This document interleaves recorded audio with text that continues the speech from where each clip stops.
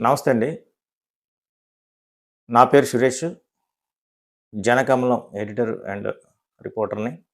అదేవిధంగా చిన్న పత్రికల అసోసియేషన్‌లో కూడా మెంబర్‌గా ఉన్నాం. మా మిత్రుడు కాళ్ళ శ్రీనివాసరావు పైన నెల్లిమర్ల నియోజకవర్గంలో ఆయన పైన దాడి చేశారు కొంతమంది జనసేన కార్యకర్తలని చెప్పేసేసి అక్కడ ఉన్నటువంటి స్థానికులు చెబుతున్నటువంటి సమాచారం. అయితే వారిపైన ఇంతవరకు కూడా ఎఫ్ఐఆర్ నమోదు చేయలేదు. తిరిగి ఎవరైతే బాధితులున్నారో ఆయన పైనే శ్రీనివాస్ జర్నలిస్ట్ పైన ఎఫ్ఐఆర్ నమోదు చేయడం అనేది చాలా విచారకరం. ఎందుకు దాడి చేశారు అంటే, స్థానికంగా ఉన్నటువంటి ఎమ్మెల్యే లోకం మాధవి గారి పైన నెగెటివ్ వార్తలు రాశాడని. అంటే గత కొంతకాలంగా ఆయన రాస్తుంటే మేము కూడా గమనించాము. అయితే సహజం అది. అయితే నెగెటివ్ వార్తలే కాదు, పాజిటివ్ వార్తలు కూడా రాసినవి ఉన్నాయి. ఆయన రాసినవి. అయితే అవి తక్కువ రాశాడు. ఈ నెగెటివ్ వార్తలనేవి కొంచెం ఎక్కువగా రాశాడు. సరే ఆయన ఇంటెన్షన్ ఏంటి? వెనకాతల వైసీపీ ఉందా? అని రకరకాల ఆరోపణలు ఉండొచ్చు, ఆలోచనలు కూడా ఉండొచ్చు. అన్ని రాజకీయ పార్టీలు కూడా భౌతికంగా దాడులు చేయడం అనేది గత కొంతకాలంగా జరుగుతా ఉంది. కొంతమందిని చంపేస్తా ఉన్నారు కూడాను. దాని వెనకాల ఖచ్చితంగా రాజకీయ శక్తులుంటాయి. ఇప్పుడు ఈ వార్త రాసినటువంటి వ్యక్తి ఒక చిన్న పత్రికకి ఎడిటర్‌గా పనిచేస్తున్నారు విజయనగరం జిల్లాలో. అయితే ఇటువంటి సంస్కృతి అనేది ఇప్పటికే గత ప్రభుత్వాలు గాని, పార్టీలు గాని అనుసరిస్తా ఉన్నాయి. చూసాం గత కొంతకాలంగా. అయితే ఆ పార్టీలు గెలుపోటములనేది పక్కన పెడితే, ఇప్పుడున్నటువంటి కూటమి ప్రభుత్వంలో కూడా జనసేన పార్టీకి చాలా కీలక భాగస్వామిగా ఉంది. పవన్ కళ్యాణ్ గారు ఇటువంటి వాటిని ప్రోత్సహించేటటువంటి వ్యక్తి అయితే కాదు. కానీ కొంతమంది కార్యకర్తలు అత్యుత్సాహంతో ఇటువంటి అఘాయిత్యాలకు పాల్పడడం అనేది కొంచెం విచారకరం. ముఖ్యంగా యువత చట్టాలకు లోబడే మనం రాజ్యాంగానికి లోబడే ఈ సొసైటీలో బ్రతకాలి. రాజకీయాలకో లేకపోతే నాయకులు చెప్పిన మాటలకో ప్రలోభాలు పడి వాళ్ళ మాటలు ఆలకించి చట్టాన్ని మన చేతుల్లోకి తీసుకుంటే చిక్కుల్లో పడతాం. జైలు చుట్టూ, కోర్టుల చుట్టూ తిరగాల్సిన అవసరం వస్తది. ముఖ్యంగా జనసేన పార్టీ కార్యకర్తలకి రాజకీయాల్లో కొత్తగా వచ్చినటువంటి వాళ్ళకి కూడా ఒక జర్నలిస్ట్‌గా మేము ఇచ్చినటువంటి సందేశం అనుకోండి, మంచి మాట అనుకోండి, ఇవన్నీ ఎందుకు చెప్తున్నామంటే ఇప్పటికే రాజకీయాలు భ్రష్టు పట్టిపోయాయి. ఈ రాజకీయ వ్యవస్థను మార్చుదాము, ఈ రాజకీయాల్లో మార్పు తేవాలి అనేటటువంటి సంకల్పంతో పవన్ కళ్యాణ్ గారు పార్టీ పెట్టారని పదే పదే చెప్తూ ఉంటారు. 25 ఏళ్ల రాజకీయ ప్రస్థానం. నేను అధికారం కోసం రాలేదని కూడా చెప్తారు. ఆయన చెప్పినట్టుగానే ఆయన ప్రణాళికలు గాని, ఆయన రాజకీయ వ్యూహాలు గాని ఆ రకంగానే ఉన్నాయి. అయితే ఆచరణలోకొచ్చేసరికి పార్టీ కార్యకర్తలు కూడా ఆచరించాలి. ఆ పార్టీ కార్యకర్తలు ఆచరించినప్పుడే మీ అధినాయకుడి తాలూకు లక్ష్యం అనేది నెరవేరుతుంది. సో, ఆయన అడుగుజాడల్లో నడుద్దాం అనుకున్నవారు ఇటువంటి దుర్మార్గాలకి ఒడిగట్టడం అనేది మంచి పద్ధతి కాదు. అయితే జర్నలిస్ట్‌ని మీరు కొట్టినంత మాత్రాన మీకోసం నెగెటివ్ వార్తలు రాయకూడదు అంటే, రాయరా అంటే ఖచ్చితంగా రాస్తారు.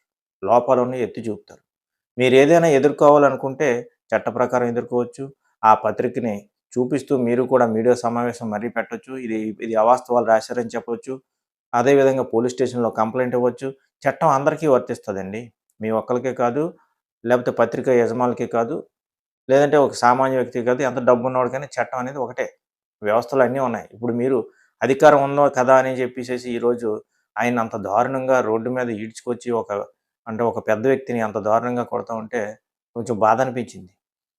ఈ మధ్య కాలంలోనే మీ జనసేన నాయకుడు రైల్వే కోడూరులో అరవ సీదర్ కేసులో ఆయన నాగేంద్ర గారు రోడ్డు మీద మహిళని కొట్టడం. అఫ్‌కోర్స్ ఆవిడ వెనకాతల వైసీపీ ఉందని రకరకాల ఆరోపణలు ఉండొచ్చు. అంత మాత్రాన రోడ్డు మీద అంత దారుణంగా కొట్టడం అనేది అది ప్రజాస్వామ్యం కాదు. ఎందుకంటే అవతల వాడికి మనం నీతులు చెప్పే ముందు మనం కూడా పాటించాలి. నీతులు మనం పాటించి ఏ పార్టీ వాడికైనా లేదంటే అవతల వాడి వ్యక్తికైనా మనం చెప్తే దానికి ఒక విలువ అనేది ఉంటుంది. ఒక విలువ, ఒక విలువలతో కూడిన రాజకీయం అని దాన్ని అంటాం.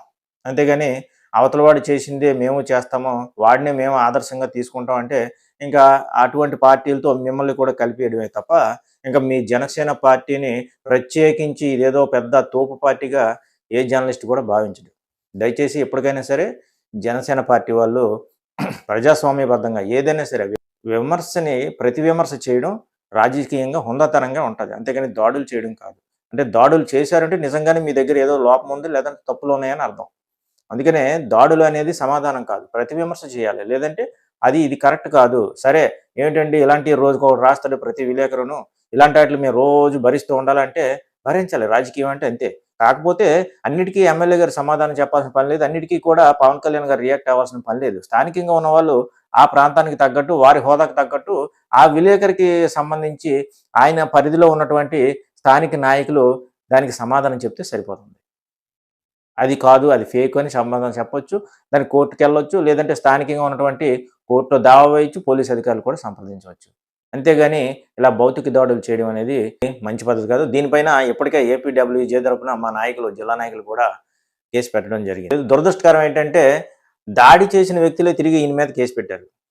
ఈయన మీద ఎఫ్ఐఆర్ బుక్ అయింది. అంటే వైసీపీ ప్రభుత్వం మీద బురద జల్లి వాళ్ళు చట్టాన్ని అతిక్రమిస్తున్నారు, చట్ట ప్రకారం పరిపాలించలేదు, రాక్షస పాలన అంటూ చెప్పినటువంటి జనసేన పార్టీ కూడా అదే కోవలో వెళ్తుంది. విజువల్స్ క్లియర్‌గా ఉన్నాయి. మీరు చూడొచ్చు. ప్లే చేస్తున్నాం పక్కనే. అంత దారుణంగా కొడుతున్న వ్యక్తుల మీద ఎఫ్ఐఆర్ లేదు. దానిని ఇవాళ పోలీస్ అధికారులను గాని, ఎస్పీ గారిని గాని మేము కోరుతా ఉన్నాం. చట్ట ప్రకారంగా జర్నలిస్టులందరికీ కూడా రక్షణ ఉండాలి. ఇది ప్రజాస్వామ్య దేశం. ఇప్పటికే చాలా దేశవ్యాప్తంగా దాడులు జరుగుతున్నాయి. ఇదెప్పుడు జర్నలిస్టులు ఎదుర్కొంటున్న ప్రధానమైన సమస్య. అయితే నాయకులందరూ కూడా జర్నలిస్టుల మీద దాడులను ఖండిస్తారు, అన్నీ చేస్తారు గానీ, వాళ్ళ వరకు వచ్చేసరికి మాత్రం పక్కదారి పట్టిస్తారు. ఇదే దురదృష్టకరం. ఎప్పటికైనా సరే పోలీస్ అధికారులు చట్ట ప్రకారం ఎవరైతే ఆయన మీద దాడి చేశారో వారి మీద వెంటనే ఎఫ్ఐఆర్ రాయాలని చెప్పేసి ఒక జర్నలిస్ట్‌గా ఏపీడబ్ల్యూజే తరపున, విజయనగరం జిల్లా జర్నలిస్ట్ అసోసియేషన్ తరపున కోరుతున్నాం. నమస్తే.